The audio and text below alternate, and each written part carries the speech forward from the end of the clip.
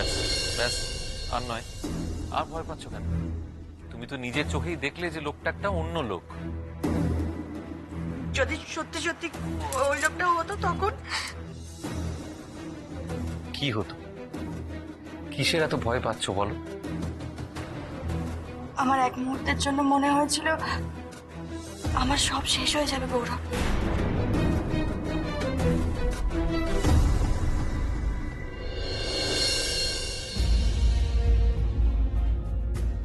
কোনো কিছুই এত সহজে শেষ হয়ে যায় না চন্দনা, বিশেষ করে আমাদের সম্পর্কটা। যে কেউ আসুক না কেন আমাদের মধ্যে, তোমাকে আমার থেকে কেউ কেড়ে নিতে পারবে না, কেউ না।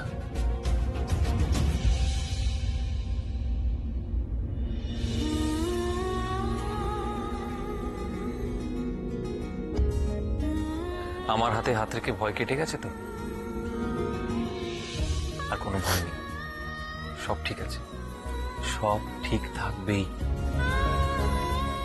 সত্যি আমি বড় বেশি চিন্তা করি। এই তো সবকিছু স্বাভাবিকই আছে।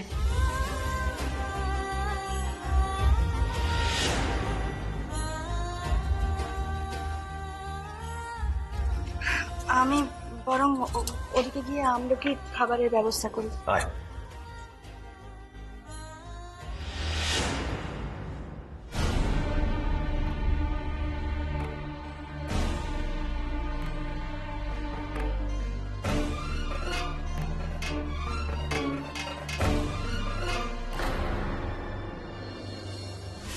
গৌরব, আমি জানি তুমি কি ভাবছো, কিন্তু বিশ্বাস করো তোমায় টেনশনে ফেলবো বলে আমি কথাগুলো বলিনি।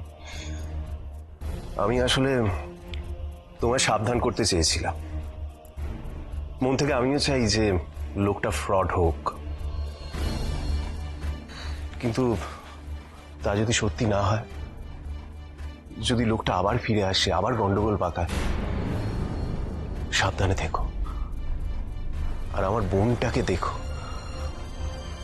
ওর চোখে জল আর আমি দেখতে চাই না। আসি।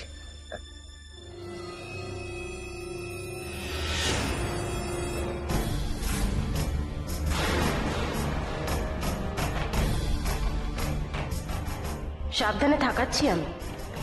আকাশ পাতাল এক করে হলেও ওই লোকটাকে আমি খুঁজে বের করব। না না, এই জিনিস আমি নেবো না। নকল নাকি? না না, তা নয়, কিন্তু চুরি গয়না তো হতে পারে। বললেন তো বিল নেই। এমন কথা বলবেন না। বিল কোত্থেকে পাবো বলুন? মা মাসিদের বিয়েতে তার বাপ যে গয়না দিত, তার কি বিল থাকে? এটা আপনার মায়ের? তার না তো কি, এটা মায়ের শেষ সম্বল। মা হাসপাতাল জমের সাথে লড়াই করছে, উপায় না পেয়ে আমি মায়ের গলা থেকে নিচে এটা খুলে নিয়ে আসলাম। মা না থাকলে এই গয়নাতে আমি কি করবো বলুন? এই হাড় বেঁচে আমি মায়ের চিকিৎসা করাতে চাই। দয়া করে আমায় ফিরিয়ে দেবেন না। একটু দেখুন না, একটু দেখুন, একটু দেখুন, দেখুন না, দেখুন। ছাড়ুন ছাড়ুন, দেখছি দেখছি দেখছি কি করা যায়। কত টাকা দেবেন? কত?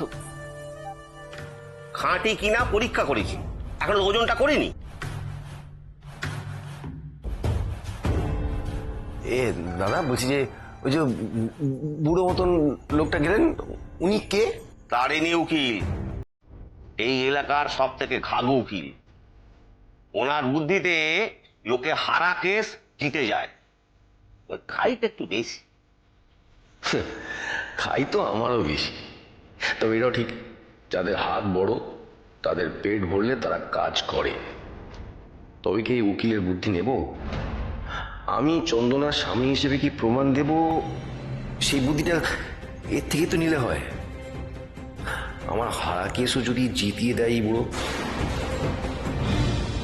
দাদা, এই জায়গাটা কেমন ফাঁকা ফাঁকা লাগছে, একটু ফুল দিয়ে সাজান এই জায়গাটা। আরে বাবা, সব ফুল এদিকে লাগিয়ে দিলে তখন ফুল কম পড়ে যাবে না? আরে কম পড়ে যাওয়া নিয়ে ভাবিস না, দরকার হলে আনিয়ে নেবো আবার। তোমরা সাজাও তো। আরে তোদের ব্যাপারটা বলতো, কি করছিস সেখানে? তোরা খাবি? আয় বড়দা দাঁড়া, আগে আমরা সব ঠিকঠাক ভাবে সাজিয়ে নি। বড় দাদার ফুল সজ্জা বলে কথা, প্রত্যেকটা কোনা কোনা আমরা ফুল দিয়ে সাজাবো। আর এই দিনটা তো একবারই আসে, তাই না?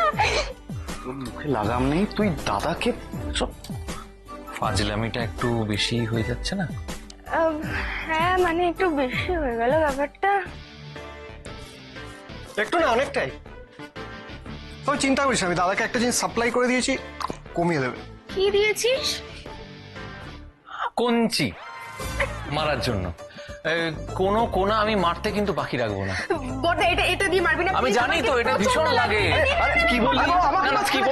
কোনাগুলো সব খালি খালি লাগছে। হ্যাঁ, বড়দা, দেখি তো কোন কোনাটা খালি লাগছে। না না, আমি দেখতে চাই। ফাঁকা ফাঁকা তো এখানেও লাগছে।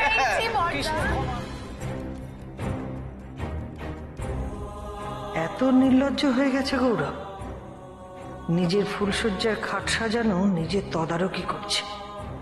ছি ছি ছি ছি, সত্যি আমার ছেলেটা বউয়ের আঁচলে একেবারে বাঁধা পড়েছে। গৌরব,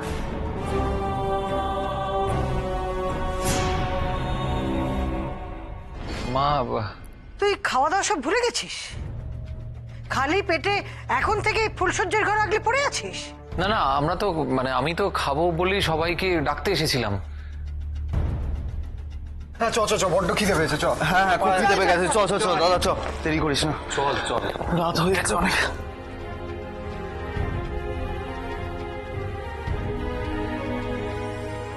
কি বলে গেল গৌরব? আরো ফুল দিয়ে খাট সাজাতে হবে? বউ কি করছো কি?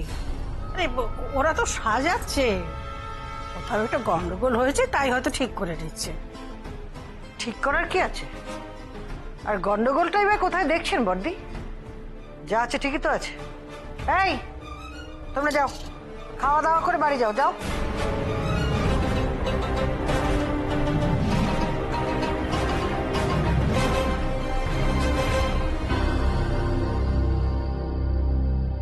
সূর্যের খট সাজানো হচ্ছে। বউ কি পাগলামো করছো? শেষ করে দেবো, সব শেষ করে দেবো। ওই মেয়ে জাদু জানে। এই যে আমি, যে নাকি ওকে পছন্দই করি না, নিজের দুঃখের কাহিনী শুনিয়ে সে আমার চোখ দিয়ে জল বার করে দিল। এমনিতেই আমার ছেলের মনটা ওর প্রতি দুর্বল। সহ্য হচ্ছে না, কিছুতেই সহ্য হচ্ছে না। আচ্ছা, তা বলে তুমি ফুল ছিঁড়বে? বারবার বলেছি না যে এমন কোনো কাজ করো না যাতে বাড়ির লোকের চোখে তুমি খারাপ হয়ে যাও। তার থেকে এমন ব্যবস্থা করো যাতে ওরা দুজনে একসঙ্গে ফুল সজ্জা রাত্রে থাকতে না পারে।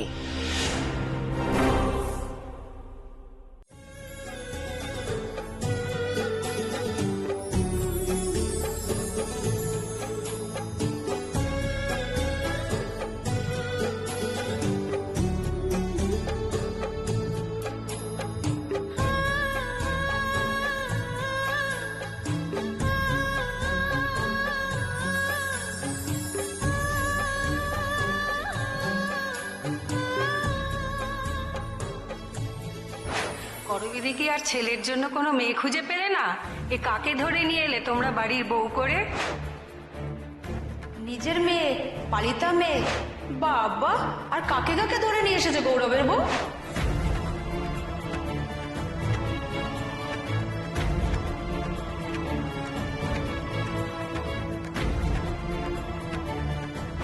গৌরবের বাবা যতদিন বেঁচে আছে ততদিন তুমি ওই বাড়িতে থাকলেও দয়া করে ওই সময়ের মধ্যে গৌরবের সঙ্গে স্বামী স্ত্রীর সম্পর্কে জড়িও না।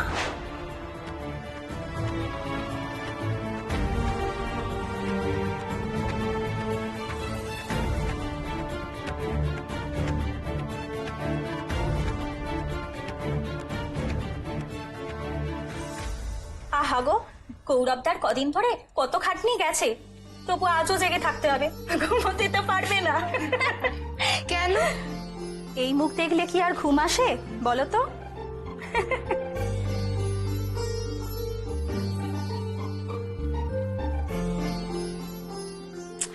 আহ, থামবে তোমরা? দেখছো তো তোমাদের কথা শুনে বড় বৌদির অস্বস্তি হচ্ছে। হয় রে হয়, ফুলসজ্জা রাতে এরকম অস্বস্তি সব মেয়েদেরই হয়।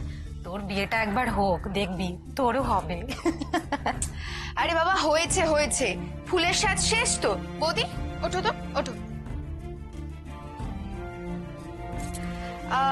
দাঁড়াও দাঁড়াও, আমি আগে একটা সেলফি তুলে নিই। তোমার ফোনটা এই তো। গৌরবের সাথে এক ঘরে থাকতে হবে আজ আমায়, কিন্তু আমাদের মধ্যে তো বন্ধুত্ব থেকেই এই বিয়ে। এক ঘরে থাকাটা। বড় বৌদি তাকাও, একটু হাসো।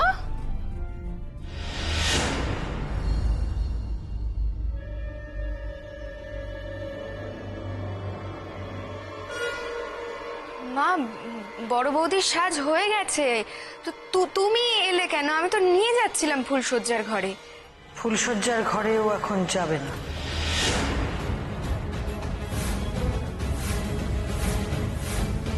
ও আমার সঙ্গে যাবে। কিন্তু মা, আজ তো বড় বৌদির। চুপ কর, কি মনে করছিস আমি কিচ্ছু জানি না?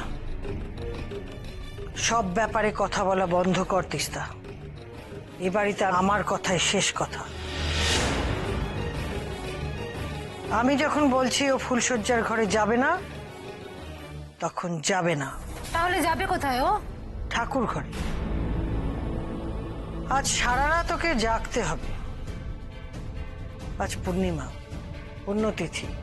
দিদি বলেছেন এই পুণ্যতিথিতে ও স্ত্রীরা রাত জেগে সংকীর্তন শুনলে সংসারের মঙ্গল হয়।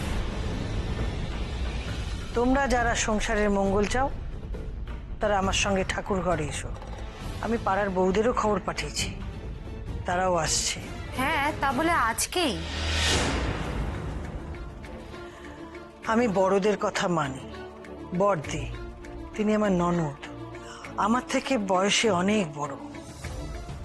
তার কথা আমি ফেলতে পারি না, এমনকি আমার বৌমারাও ফেলতে পারবে না। আমার এই বড় বৌমাও শুনবে আর নীরাও শুনবে। যা তিস্তা, নীরাকে ডেকে নিয়ে আয়। চলো। দেখি এই ফুলের সাজ পরে তুমি যাবে নাকি?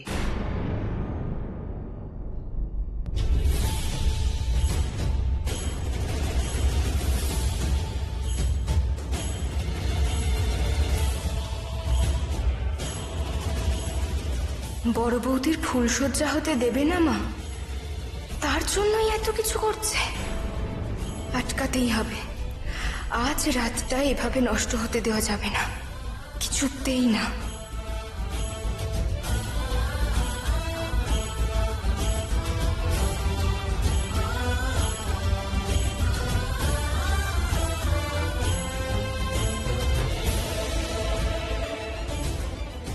তুমি আমার ছেলেটাকে আঁচলের খুঁটে বাঁধার জন্য যত যাই করো, আমি সেটা কিছুতেই হতে দেব না চন্দনা।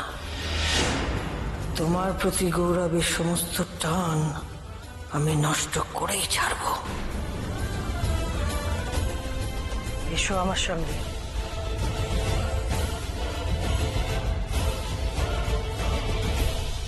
অসম্ভব, আমি পারবো না। পারবে না মানে? মা তো তোমাকে ডাকছে। আমি যাব না তিস্তা। বলা নেই কওয়া নেই, হঠাৎ করে নাম সংকীর্তন হবে, রাত জাগতে হবে, আমার ঘুম পাচ্ছে, আমি যাব না। তিস্তা যা তো, বৌদির নাম করে মাকে কথাগুলো বলে দিয়ে আয়। কেন? ও কেন বলতে যাবে? আমি বলে আসছি, তোমাকে যেতে হবে না। উনি ওনার বড় বউকে নিয়ে আদিক্ষেতা করতে পারেন, আমার পক্ষে থাকাটা সম্ভব না।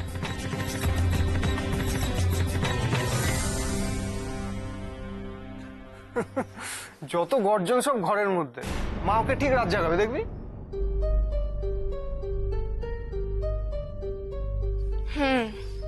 বড় বৌদিকেও রাত জাগাবে আজকের দিনে। সত্যি তো, আজকের রাতটাতে। সে না হয় ঠিক আছে, আমি শুধু আজকের কীর্তনটা নিয়ে ভাবছি না, আমি শুধু ভাবছি পরেরটা। মা এরকম কেন করছে সেটা তো বোঝাই যাচ্ছে। দেখ, মা যদি বারবার বড়দা আর বড় বৌদির মাঝখানে বাধা সৃষ্টি করতে থাকে, তাহলে তো ওরা কোনোদিন কাছাকাছি আসতেই পারবে না। এমনিতেই ওদের মধ্যে একটা জড়তা আছে। এটা ঠিক বলেছিস, এটা আমিও খেয়াল করেছি।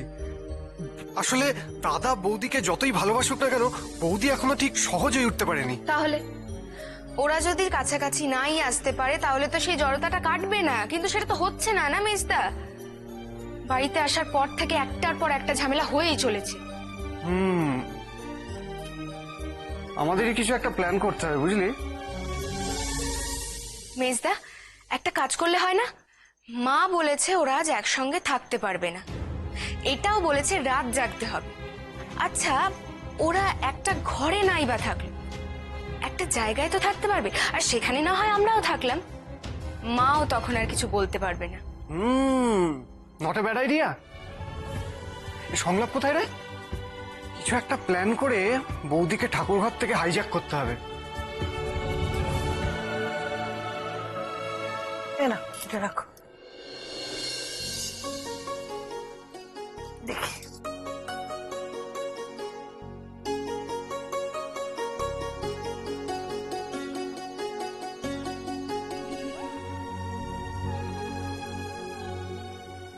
এসো এসো এসো বউ, ওনারা এসে গেছেন। আসেন আসেন। এতক্ষণ তো কিছু বললে না যে আজ তোমাদের বাড়িতে কীর্তন হবে। আমি বললাম, আসলে বউ ভাত তো, একবার ভাবলাম আজ থাক, এতদিনের অভ্যেস তো ছাড়তে পারলাম না, তাই আর কি। সে তো বটেই। বস।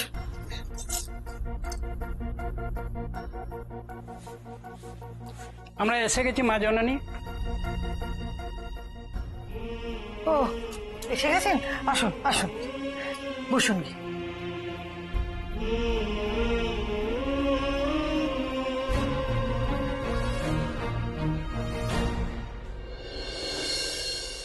আসুন দিদি। ভালো বুদ্ধি বের করেছো বউ। এসব ফেলে চন্দনা আজ ফুলসজ্জার দিকে যেতে পারবে না। দাও বাটিটা দাও, বড় বউকে ফোঁটাটা আমি।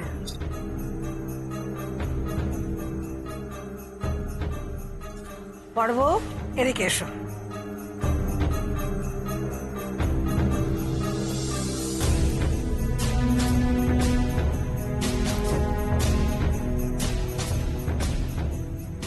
আমি কিন্তু কিছুই ভুলিনি, না তোমার কাগজে সই করার কথা, না আমাকে দেওয়া তোমার কথা।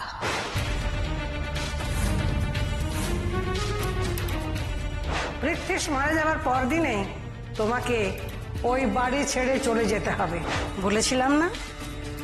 বিয়ের পর তোমার আর গৌরবের মধ্যে স্বামী স্ত্রীর সম্পর্ক হবে না, তার আগেই তোমাকে বেরিয়ে যেতে হবে। দেখো, ঠিক তাই হবে। যাও, ঠাকুরকে প্রণাম করো, এবার তো সংকীর্তন শুরু হবে। যাও যাও।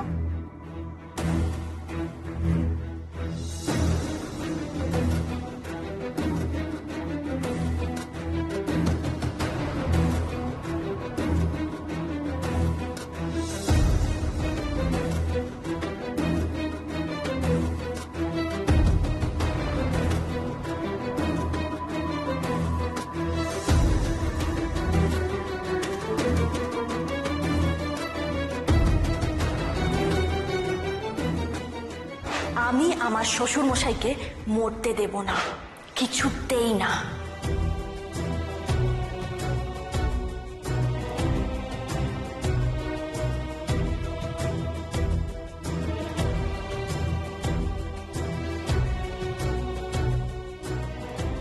আমি কোনো কিছুই ভুলিনি বড় পিসি, আপনি চিন্তা করবেন না। আপনাকে দেওয়া আমার কথা আমি নিশ্চয়ই রাখবো। বাবার কোনো ক্ষতি আমি হতে দেব না। উনি বট গাছের মতন আমাদের মাথার উপর থাকবেন, সুস্থ শরীরে।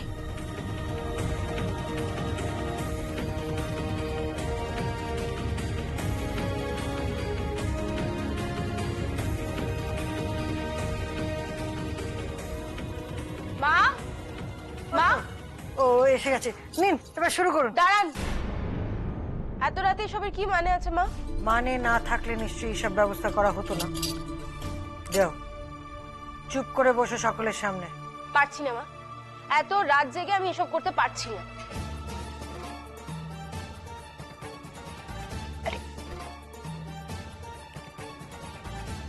আমি অজুহাত দিয়েছি, বাড়ির সমস্ত এফটিরা এই সংকীর্তনে বসবে। সেখানে তুমি যদি না বসো তাহলে আমি চন্দনাকে আটকাবো কি করে?